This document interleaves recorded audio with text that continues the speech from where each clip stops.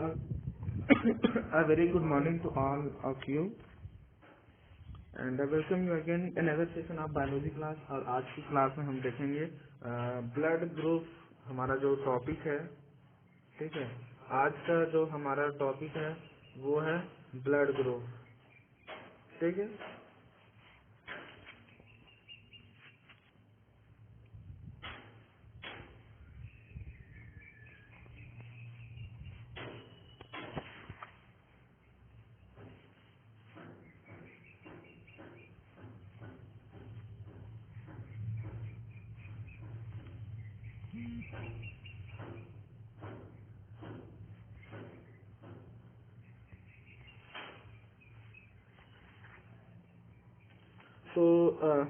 तो blood group में देखते हैं कि जो ब्लड ग्रुप होता है एक प्रकार के टाइप्स ऑफ ब्लड होता है और इसमें ब्लड को डिवाइड किया जाता है, वर्गीकरण किया जाता है और वो भी उसमें ब्लड सेल्स में पाए जाने वाले जो सेल कोई भी सेल है, जैसे मान लीजिए ये ब्लड है।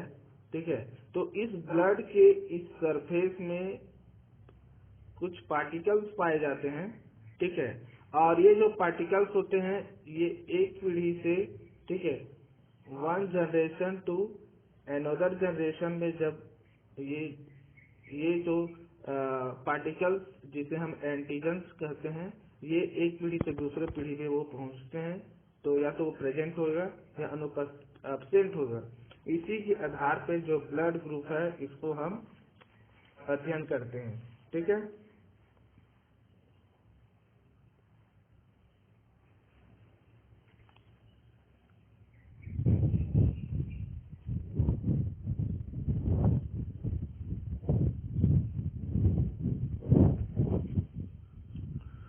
तो जो ब्लड ग्रुप है,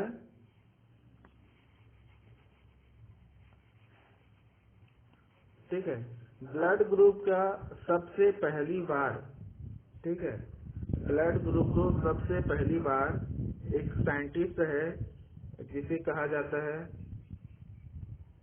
कार्ल लैंडस्टीनर।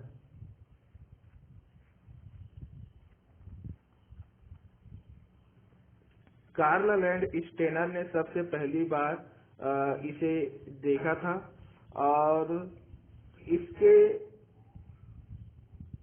बाद, ठीक है, एक्चुअली जो ये 1900 में 1900 में कार्ल लैंडस्टीनर ने ब्लड ग्रुप का खोज किया था और ये ए, बी और ओ ये 3 प्रकार के ब्लड ग्रुप की खोज किया था।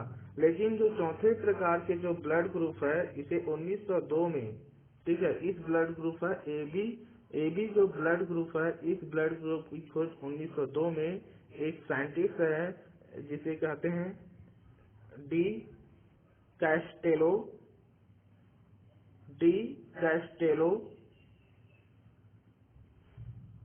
एवं इसके साथ में एक और साइंटिस्ट था जो इसे कहते हैं स्टीनी।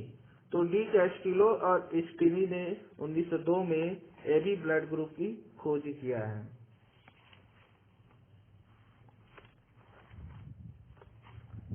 ठीक है, क्लियर।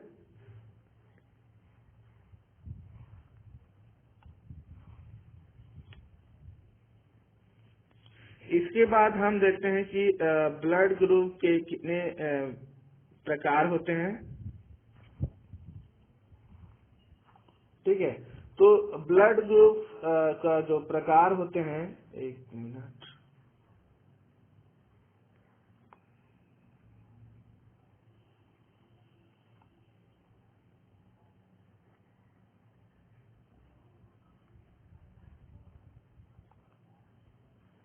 क्या हो गया?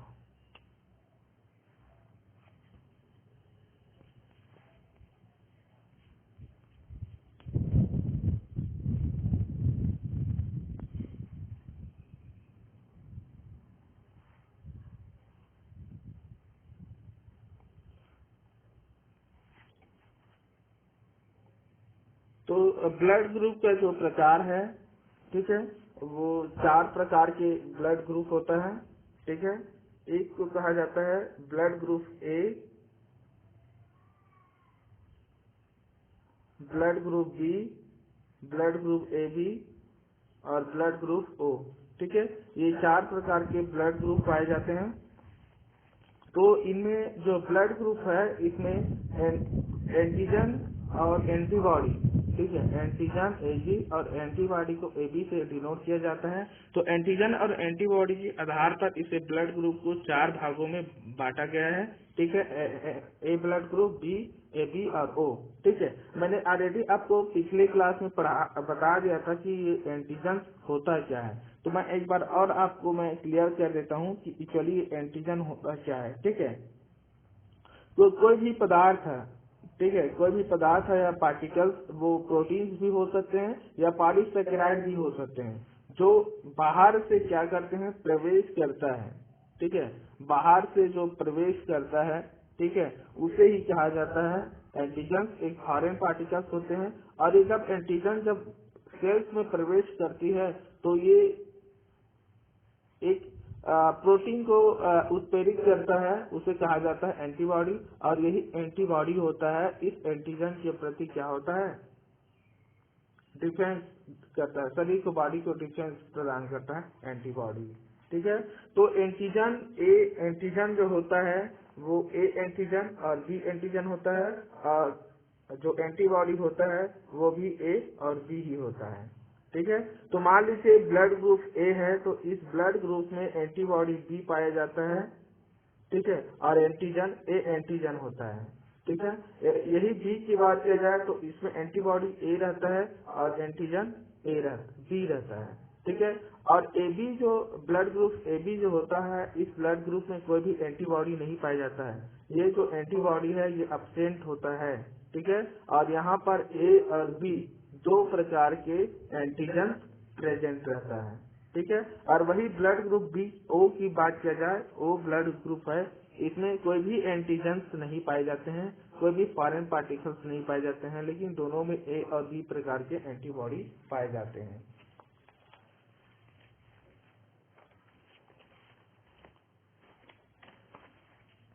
ठीक है, क्लियर। यहाँ पर एक चीज क्वेश्चन, यहाँ पर एक इम्पोर्टेंट पॉइंट है कि मान लीजिए ये ए है, क्या बोलते हैं, एंटीजन है। मान लीजिए ए एंटीजन है और ये एंटीबॉडी है। ठीक है, एंटीजन और एंटीबॉडी है। मान लीजिए एंटीजन, ये ए एंटीजन है और एंटीबॉडी भी ए है। ठीक है, तो क्या होते हैं जब ब्लड, मान लीजिए ब्लड ग्रुप दे रहे हैं किसी को, तो मान लीजिए दोनों का एंटीजन और एंटीबॉडी सेम हो गया, तो ये आपस में मिलेगा ये। ठीक है, ये आपस में मिल जाएगा और आपस में जब मिलेगा तो ये जो ब्लड है ये क्या हो जाएगा, फट जाएगा, ये फट सकता है ना। तो इस क्रिया को कहा जाता है एग्लूटिनेशन कहा जाता है। ठीक है, क्या बोलते हैं, एग्लूटिनेशन कहा जाता है। ठीक है, और इसके फलस्वरूप रक्त में क्या होता है, रक्त में जो क्या होता है, रक्त क्लॉट हो जाता है, ब्लड क्लॉटिंग होता है इसी की वजह से। ठीक है,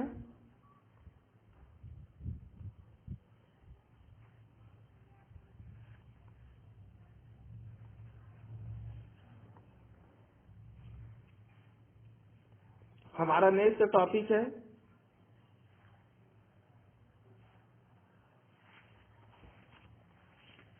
identification of blood group.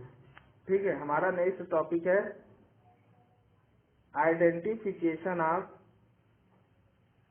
Blood group, कि ब्लड ग्रुप को कैसे हम एंटीजन मतलब आइडेंटिफाई करेंगे, पहचान करेंगे।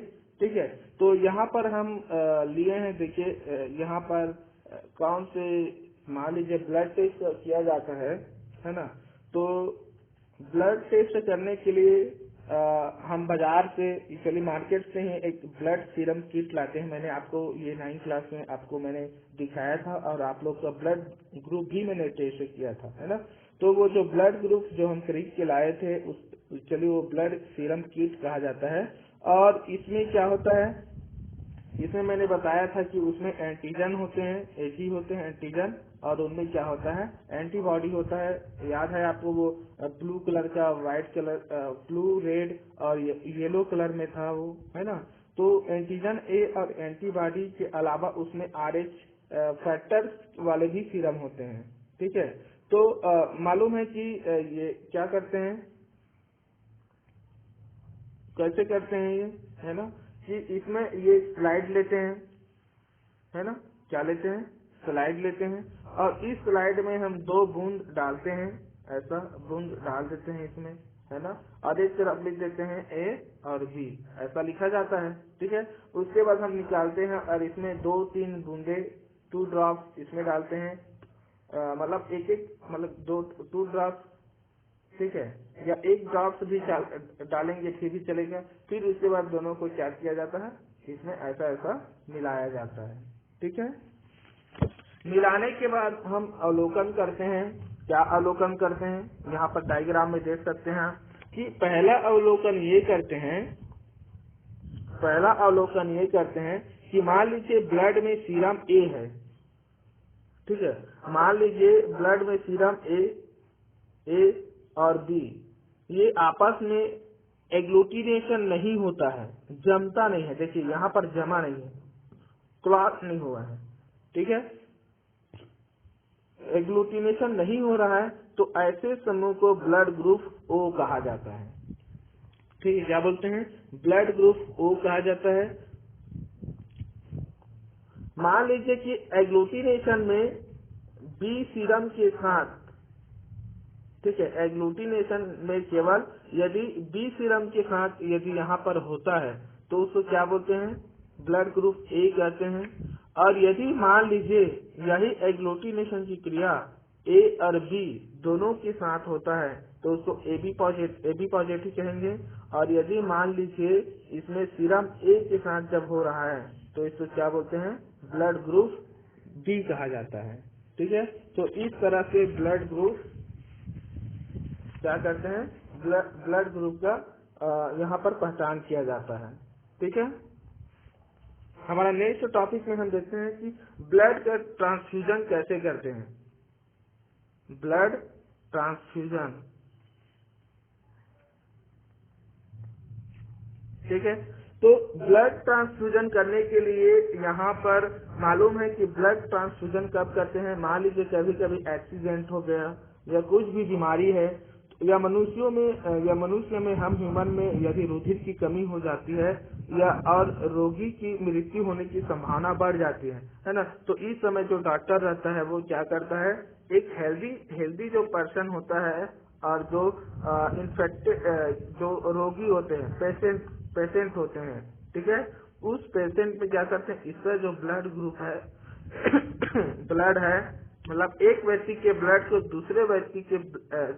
दूसरे व्यक्ति में चढ़ाने की जो प्रक्रिया है उसे ही कहा जाता है ब्लड ट्रांसफ्यूजन कहा जाता है, ठीक है। तो इस ब्लड ट्रांसफ्यूजन में यहाँ पर 2 इम्पोर्टेंट पॉइंट है, ये है कि एक जो होता है वो होता है D होता है और एक होता है R होता है, RD, है ना। तो यहाँ पर जो D और R है, यहाँ पर D का मतलब होता है दाता, ठीक है, डोनर कहा जाता है, और R का मतलब होता है रेसिपिएंट का मतलब होता है राही, ठीक है। तो जैसे मान लीजिए ये एक पर्सन है और ये दूसरा पर्सन है, ठीक है। तो ये जो पहला पर्सन इसको ब्लड देता है, ठीक है, तो इस देने वाले को दाता कहते हैं और इस लेने वाले को रेसिपिएंट ग्राही कहा जाता है, ठीक है, क्लियर ना। यहाँ पर मैं आपको एक डायग्राम यहाँ पर मैं दिखा देता हूँ कि ब्लड जब ट्रांसफ्यूजन किया जाता है, ठीक है, तो किसको ये ब्लड ग्रुप दे सकता है, ठीक है। तो आप इस डायग्राम में देख सकते हैं, ठीक है।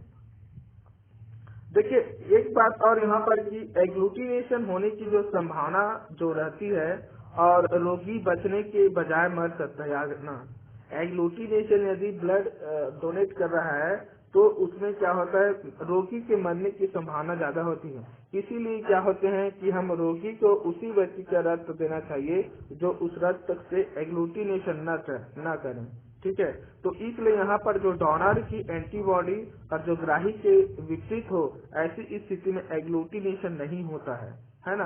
तो यहाँ पर देख सकते हैं कि ए वर्ग के मनुष्य का जो ब्लड होता है, ठीक है, ये जो ए ब्लड ग्रुप वाले जो पर्सन होता है, ठीक है, ए वर्ग या ए ब्लड ग्रुप के व्यक्ति होता है, वो ए और ए बी दोनों को दे सकते हैं। आप इस डायग्राम में देख सकते हैं कि जो ए है ये किसको भी दे रहा है, ये ए और ए बी दोनों को दे सकता है।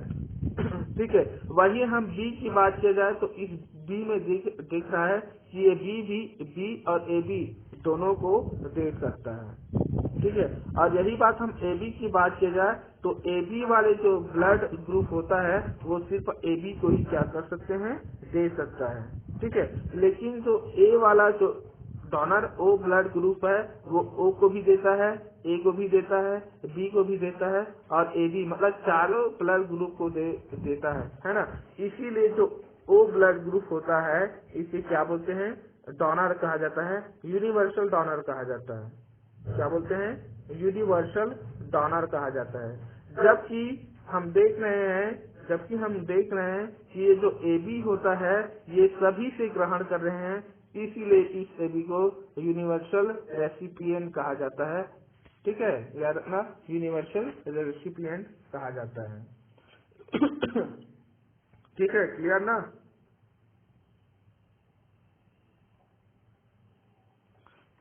इसके बाद नेक्स्ट टॉपिक है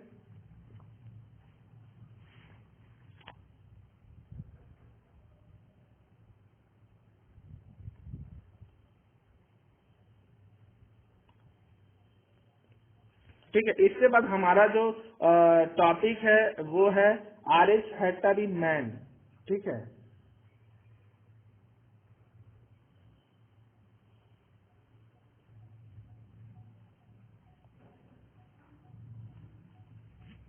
ठीक है। तो यहाँ पर हम देखते हैं कि RH फैक्टर के बारे में थोड़ा देख लेते हैं, ये इम्पोर्टेंट पॉइंट है। तो एक्चुअली ये जो RH जो होता है ये एक प्रकार का पी प्रोटीन्स होता है और ये अधिकांश मनुष्यों में ये फैक्टर पाया जाता है, जबकि ये कुछ लोगों में नहीं पाया जाता। आप देख सकते हैं यदि मान लीजिए ये ब्लड है तो इसमें RH निगेटिव है, देख लीजिए। और यहाँ पर ये प्रेजेंट है, ऊपर में सरफेस में प्रेजेंट है, एक्चुअली ये प्रोटीन्स है। ठीक है। तो कुछ लोगों में ये नहीं पाया जाता है और जिन मनुष्यों में ये रुधिर पाया जाता है, ठीक है, जिनमें ये पाया जाता है वो RH पॉजिटिव होता है और जिनमें ये नहीं पाया जाता है वो RH माइनस होता है। ठीक है। और एक्चुअली ये एक जेनेटिक है ये, क्योंकि ये RH का जो निर्माण होता है ये एक प्रकार के एक जो जीन के द्वारा होता है और उस जीन को एक्चुअली वो आर से डिनोट किया जाता है। ठीक है। तो मान लीजिए कोई भी यदि उसमें जो जीन होता है वो आर जीन हुआ, एक्चुअली ये दोनों सेम है इसलिए इसको होमोजाइगस कहते हैं। और मान लीजिए ये अलग अलग जीन है तो इसको हेट्रोजाइगस कहा जाता है। क्या बोलते हैं, हेट्रोजाइगस कहते हैं, है ना। तो ऐसे जीन वाले जो व्यक्ति होते हैं वो क्या होते हैं, वो RH प्लस रहेगा और वो क्या होते हैं, RH माइनस रहता है, ये याद रखना।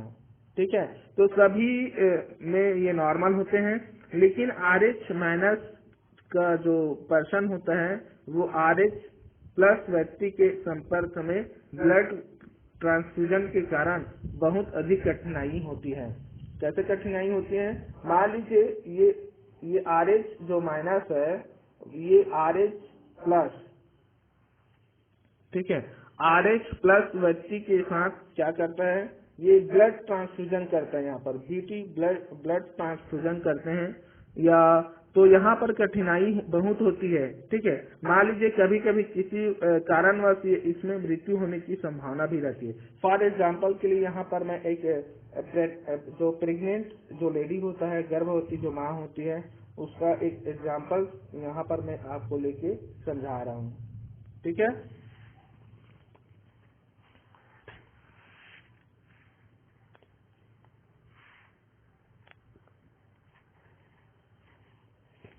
देखिए मान लीजिए यहाँ पर एक एग्जाम्पल्स है ठीक है। मान लीजिए ये RH प्लस वाले मेल है, ठीक है, और ये RH माइनस वाले क्या है, फीमेल है, महिला है, ठीक है। तो मान लीजिए RH माइनस वाले का शादी हो गया किसी इस RH प्लस वाले पुरुष से, ठीक है। तो पैदा होने वाले जो बच्चे हैं इनसे जो बच्चा पैदा होगा वो क्या होगा, RH पॉजिटिव होगा, ठीक है। तथा पैदा होने वाली संतान में जो RH पॉजिटिव है ये बहुत ही कठिनाई से पैदा हो जाते हैं, ठीक है। यदि मान लीजिए बच्चे की कोई लाल जो RBCS होता है वो यदि फ्लो कर रहा है प्लेसेंटा के थ्रू होता है, तो जब कभी माँ के रुधिर में पहुंच जाती है, ठीक है। मान लीजिए ये बच्चे यहाँ पर डायग्राम में यहाँ पर देख सकते हैं कि मान लीजिए इस बच्चे से प्लेसेंटा के माध्यम से पहुंच गया, ठीक है। तो जब कभी माँ के रुधिर में पहुंच जाती है तो इसकी एंटीजन को बाहरी प्रोटीन समझकर माँ में इसके खिलाफ क्या करते हैं, एंटीबॉडी बनने लगता है। वहाँ पर डायग्राम में आप देख सकते हैं, वहाँ पर डिनोट है पूरा, ठीक है। और यदि एंटीबॉडी विलय होने के कारण, सॉल्वेंट होने के कारण ये माँ के ब्लड में प्लेसेंटा के द्वारा बच्चे के ब्लड में पहुंच जाती है, और तब यह एंटीबॉडी बच्चे की जो ब्लड सेल्स होते हैं उनको क्या करते हैं, डिस्ट्रॉय करने लगते हैं। और ऐसी स्थिति में कभी कभी बच्चे की क्या हो जाती है, मृत्यु हो जाती है, या तो मृत्यु हो जाती है और साथ में क्या होते हैं, एबॉर्शन, गर्भपात हो जाता है, ठीक है। तो RH माइनस जो माँ है वो RH माइनस पिता की स्थिति में गर्भ का पहला बच्चा अप्रभावित रहता है, लेकिन दूसरे बच्चे को खतरा रहता है क्योंकि उस दौरान जो माता में जो पर्याप्त एंटी जो RH बन गया होता है, यदि ऐसी माता को RH प्लस रक्त कभी दिया जाए तब माता का जीवन क्या हो जाते हैं, खतरे में पड़ सकते हैं, ठीक है। तो ये इम्पोर्टेंट पॉइंट है इस टॉपिक पे, ठीक है। तो आज हाँ एक मैं समाप्त करने वाला था इसके बाद, लेकिन मैं आपको एक टॉपिक और है जो मैं बताना चाहता हूँ, क्योंकि अभी पूरे विश्व के साथ साथ हमारे भारत, हमारे छत्तीसगढ़ में अभी सबसे ज्यादा एक रोग से प्रभावित जो चल रहा है मैटर, वो है कोविड-19, ठीक है। कोविड-19 एक कोरोना वायरस, कोरोना, ये कोरोना होता है, ठीक है। और V का मतलब होता है वायरस, ठीक है। और D से होता है डिसीज होता है, और एक्चुअली ये 2019 में हुआ था, इसलिए इनका नाम है कोविड-19, कोरोना वायरस डिसीज 19। दिसंबर के महीने में चाइना के वुहान शहर से ये शुरू हुआ है ना। तो यहाँ पर कुछ साइंटिस्ट ने बताया कि जो कोरोना वायरस कौन से ब्लड ग्रुप वाले लोगों में ये सबसे ज्यादा प्रभावित हो रही है ना। तो यहाँ पर ये डायग्राम देख सकते हैं कि चाइना के वुहान शहर और शेंजान में वहाँ पे पाए जाने वाले जो इन्फेक्टेड पेशेंट थे, उस पेशेंट पे ये अध्ययन किया है ना। चाइना के वुहान शहर और शेंजान शहर में पाए जाने वाले पेशेंट इन्फेक्टेड जो पर्सन है उनपे ये अध्ययन किया, तो पता चला कि जो सबसे खतरा जो है वो AB वाले में होता है, AB 10% AB वाले में होता है, ठीक है। और सबसे ज्यादा A वाले को कोरोना होने की संभावना ज्यादा होती है, और A वाले को 38%, AB को 10% और O वाले को 25%, ठीक है। और ये जो B वाले होते हैं उनको 26% होने की संभावना ज्यादा होती है, ठीक है। तो thank you for today's class, और यदि आपको इस पर कुछ भी डाउट है तो प्लीज मुझे व्हाट्सएप में शेयर करें, ठीक है। Okay, thank you.